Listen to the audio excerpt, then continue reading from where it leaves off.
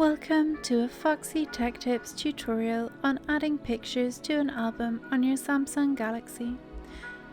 If you find this tutorial helpful, please consider subscribing to my channel and liking the video.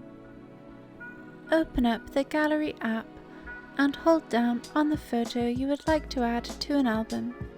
You can tap to select other photos too.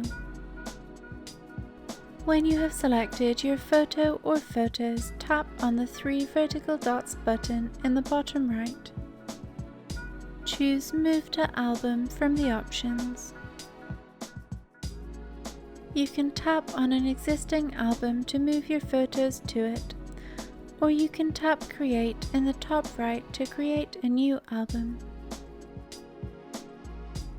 Choose a name for your new album and then tap Create.